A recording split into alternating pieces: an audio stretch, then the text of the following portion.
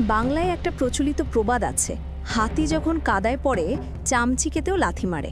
ইউনুস চামচিকে নয়, রক্ত খেকো বাদুর, যার রক্ত পিপাসা এখনও শেষ হয়নি। 1 বছর ধরে বাংলাদেশের মানুষের লাশের ওপর ক্ষমতা ধরে রেখে এবার আরও লাশ চাই ইউনুসের। এবার সরাসরি দেশের জনগণের নির্বাচিত প্রধানমন্ত্রী শেখ হাসিনার মৃতদেহ চাইছে শকুন ইউনুস। আইন আদালতের নাটক করে আগে থেকে সাজানো মৃত্যুদণ্ডের রায় শুনিয়েছে হাসিনাকে। 2024 সালের জুলাই অশান্তির শুরু থেকেই হাসিনাকে খলনায়িকা হিসেবে দেখিয়ে এসেছে বাংলাদেশের ইসলামিক মৌলবাদীরা। অভ্যুত্থানের নামে গোটা দেশে অরাজকতা সৃষ্টির পর যথেচ্ছ হিন্দু হত্যা চালিয়েছে তারা।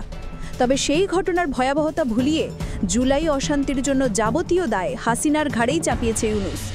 যে দেশে আইন ব্যবস্থা চুলোর দুয়ারে চলে গিয়েছে, দেশে নির্বাচিত সরকার নেই, আইন ব্যবস্থার উপর আস্থা নেই দেশেরই জনগণের, সেই দেশের আদালত নাকি রায় দিয়েছে দেশের প্রধানমন্ত্রীর বিরুদ্ধে।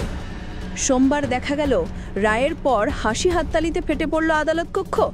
আইনের প্রহসন এতটাই যে বিচারের নাটকের পর হাসিনা পক্ষের উকিল সাংবাদিক সম্মেলনে হেসে হেসে বলে, আমি ফাঁসির রায় কষ্ট পাচ্ছি।